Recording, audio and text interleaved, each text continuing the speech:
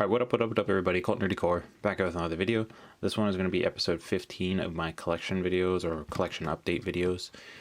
Sorry for the long delay of videos. I got switched to nights in my job for, it was like a month and a half period, and I didn't think it was going to screw with my schedule and like sleep schedule and all that as much as I would have. But it ended up being pretty brutal. So I basically slept, went to work, showered, slept, went to work, showered, slept, went to work, showered, and basically just shoved as much food as I could into before I went to my shift. I kind of put video editing to the side, gonna be honest, just because I was trying to get in the routine, and then recently I got taken off of it, so now I'm trying to get in the routine of getting off of it, so it's just been a mess. But I'm off of it for the foreseeable future, so I should be able to get back to a regular schedule. I just wanted to make this video, one, because it's quick and easy, and there's actually a decent bit of games I've picked up over that period, and also to let you guys know what's coming next, because after that break I kind of got to squeeze everything I wanted to do this year into the next couple months, so I'll just let you know how that's going to go. So I'll be done at the end of the video. For right now, let's just get right into the collection video. Alright, so coming up first, go through my PS5 games. There's only 3 of them, but first is Texas Chainsaw Massacre. For those of you who've played the Friday the 13th game, this game is made by the same company. It's basically, if any of you have played Dead by Daylight, a team-based survival horror game where one team is working as the victims to escape whatever map they're in. You can go like the family house, the gas station from one of the movies, and there's a couple other. But then there's the other team, which is a team of 3, and they play as Leatherface and some of the other family members from the movies of the Texas Chainsaw franchise. And then basically you work back and forth. The family is trying to kill you, and as the victims you're trying to escape. And there's a bunch of different ways to escape, so you kind of gotta puzzle piece and work your way through it. It's pretty fun. I've been playing it actually recently. It's probably close to the most multiplayer game I've played at the moment. I enjoy playing it for a couple games. It does get a little stale because there's not a lot of updates in terms of maps and stuff, so new content's kind of been lacking for the game, but it's been fun. I've enjoyed it, and if you have people to play with, this game's actually a lot of fun. And the great thing is it released at $50, so I only had to pay $50 for it, which is rare nowadays. Then next up we have Street Fighter 6. As I stated in a couple of my other videos, I'm not a big Street Fighter fan. It's one of the ones I enjoy, but I was never really good at in terms of fighting games. They had the little campaign mode where it was like you created your fighter, and then you get trained through all the different fighters in the games. You can take pieces of all their different fighting styles and kind of mash them together to create your own unique fighting style, which was a lot of fun. Because you could make some really cheesy, stupid combos that were just fun to do on AI. So that part of the game was really fun. Arcade's still solid. You get a little ending credits thing, which I like. Characters all feel pretty unique, besides like Ken, Ryu play roughly the same, and there's a couple that kind of mimic each other, but actual decent variety in terms of gameplay. Multiplayer is actually really well done in this game. Usually Street Fighter, they kind of lack in the multiplayer department in terms of servers and kind of quality of life mechanics, I would say, in terms of like lobby matching and stuff like that. But this game's actually really well done. I'm just shit at the game. I know I'm shit at the game, so I play it occasionally, but overall it was a pretty fun game. This would be full price, so whatever, $92 in terms of Canadian money. Then next up, got a game called Wanted Dead. I have never heard of this game before. I saw it at my local GameStop, and I was like, okay, one, I really like the spine on this, the colors and stuff like that. It's really cool, and it looks like a third-person shooter that was made by the same people that made like the Ninja Gaiden and Dead or Alive games. So those games, I've always enjoyed the cinematics and kind of the graphic style and art style that those games go for. They're pretty cool. So I was willing to give it a shot. This game, I'm pretty sure it was like $15, $20, maybe $30. I got it as a gift though, no cost to myself, but I'm pretty sure it's actually pretty cheap to pick up. I don't know if it's good yet or not. It's installed, I just haven't picked it up to play it yet. So hopefully get into those ones soon. Alright, then we got the PS3 game I'm currently playing through, and that's Body Count. This is an interesting game. I did a collecting no-no when buying this game, or everybody else would think is a collecting no-no. So this game was complete and sealed when I initially got it. I just busted it open and played it. I know a lot of people like to keep their sealed games sealed. I collect games to play games, so I busted it open. It cost me a little bit more. It was like, I think this game cost me in total like 35-40 bucks, which is probably a lot, but I saw it at a retro game store near me and I was kind of interested to pop it in, so I just ended up paying the, I guess, premium for it. So what I would describe this game as is basically a first-person shooter that takes place kind of like you're an elite anti-terrorism unit or something like that, sent in to deal with a civil war going on, and I'm pretty sure it's Africa or like North Africa or something like that. And basically it plays as, if you ever play those arcade shooters, like the actual arcades where they have like the plastic gun you pick up and you kind of weave left to right, and like up and down with the cover and stuff like that. It plays exactly like that. And one of the things that's really cool about this game is the sound design. The sounds and all the designs of the gunfire, the upgrades, you gain like points and stuff like that, all sound like those classic arcadey shooters with like the ones I was describing before. So it's really cool. If you have a good pair of like headsets and stuff like that, it's actually the sound design in this game is really cool. It's a solid first-person shooter. I'm actually enjoying it. It looks like it's gonna be a quick like little like 5-6 hours playthrough, but as long as I enjoy it, I definitely will give it a decent rating. I'm only partway through it, so I won't give a rating on it yet. Alright, so now we're into the PS3 games I have not played yet. First is Operation Flashpoint Red River. I don't know if this is a series that has multiple games. I'm assuming if it has a tertiary title, that there is another game with it. And this game was only $10 for me. It just looks like a standard PS3, Xbox 360 first-person shooter. It's made by THQ and Havoc, which I'm pretty sure they're the ones who made the Homefront series. Which, if it's like the first Homefront in terms of quality in the campaign, I'll actually really enjoy it. If it's like the second Homefront, I will absolutely despise this game. So hopefully either somewhere in the middle or towards the first Homefront game.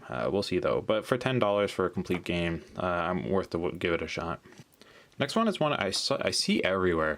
I always saw this game when I was at GameStop. When I was a kid, when like the PS3 was on the go, and there's still you can still get the games at like GameStops and stuff like that, and your EB Games, and I always debated on picking it up. So I finally actually did. I think I paid, it should be on the back still, $15 for the game, so that's not bad. It is complete. I'm interested to see if this game is actually any good. I've heard pretty good things about it. I'm pretty sure it's a third-person or first-person shooter. It looks kind of like a Gears game in terms of like the graphic style, so I don't know if that will play into how the combat plays. This is one game I know little to nothing about, but I've heard decent things about. So hopefully it's worth a try. It's made by Epic Games, so it could actually be a pretty Gears-heavy game. I don't know. We'll see. All right, this one's a questionable pickup, but I was interested to try it. So for those of you, if any of you follow or used to follow the Angry Joe show, I remember his video on the Deathly Hallows Harry Potter games, as they're like, he called them like Call of Duty Harry Potter games, so you're just like spamming spells like a gun and running around. So I've always wanted to play it just to see if it's as bad as he said. This and Ride to Hell Retribution, I've been looking forward it's one of those games that I'm curious to see if it's good bad, like an entertaining bad, or just a straight bad, like this is awful to play type thing. So I'm hoping it's towards the good bad. I did pay a premium for it. I don't know if it'll catch the zoom here. I paid $40 for this. So it is complete. I'm hoping it's at least good bad, or at least follows a story kind of close, so I can at least, I'm a big Harry Potter fan, so even if it follows a story close, I'll at least enjoy that. Then one I hear questionable reviews about, and that's Never Dead. I've always found this artwork on the cover to be kick-ass, and it's one of the reasons I've always debated on picking it up. I'm pretty sure it is a first-person or third-person shooter. Looks like it has some sort of monsters or something you're killing. If I'm not mistaken, I'm pretty sure there's an arcade or something, like a classic arcade game with the guns named Never Dead as well. I'm not 100% on that, but I paid $20 for it. It's worth a try. It's complete as well. So most of these games, I'm pretty sure all the games actually I picked up for the PS3 and all that are complete, which is neat. I'm interested to try this one out. I'm hoping with the cover, judging by the cover and the back of the box alone, I'm hoping just for some cool metal music, some fun gameplay, and some gore, and I'll be fine with it. So for $20, it's worth a try. Then we got one I've been looking forward to find it for a decent copy in terms of quality and price for a while. For some reason, whenever I went to retro stores, this game for some reason holds an insane value, or at least the stores near me highly overprice this game. Like I see it sometimes for like $40, and I'm like, I'm not paying $40 for Heavenly Sword.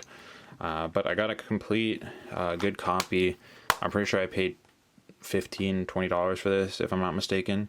It's a hack and slash game. I'm kind of into hack and slash at the moment. I'm kind of going through a hack and slash kick. Currently I'm playing Middle-earth Shadow of War. That's been a lot of fun. So I'm just hoping to add another one of those to the list. I've heard this one's actually pretty quality. I'm pretty sure this was either a release or a very early game for the PS3. I'm pretty sure it was a release game. But I'm hoping the art style is just fun. I've heard this actually has a pretty decent story. So I'm looking forward to popping this one in. I'm hoping it lives up to expectations on this. And then the last game for the pickup video is Wolfenstein. I've played one of the new ones, not the newest one, but the one before that. And it was pretty good. This is one series I know a lot of people are fans of in the first person genre, who are fans of first person games. But I actually never really got into in terms of, I just never picked one up. So I'm looking to give it a try. I enjoyed as I said, I enjoyed the newer ones. I just never tried any of the older ones. So hopefully it's good. I'm always in for a good first person shooter, probably one of my favorite genres. And I think the PS3 and Xbox 360 area has some of the best shooters out there in terms of like solo campaigns. So I'm looking forward to this. Got it for $25, so a little pricey for a PS3 game, but worth a try.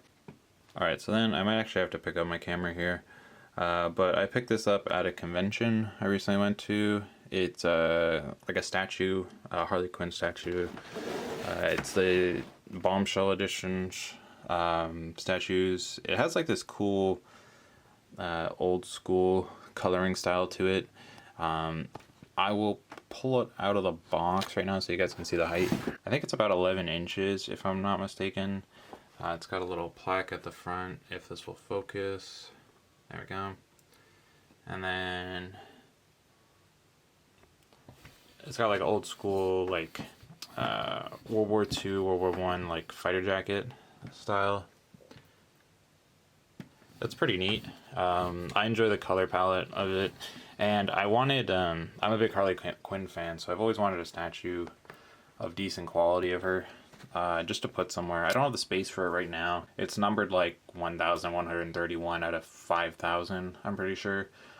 So it's not like a super rare collectible, but I was just looking for a quality statue, and I found this at a convention. I think I paid $150 for it, so not too bad. Will be it for the collection video. Hope you guys enjoyed. Definitely let me know some videos you would like to see from the channel. And the videos that I'm looking to do in order. So there'll be this one coming out sometime before the end of October. Get this out.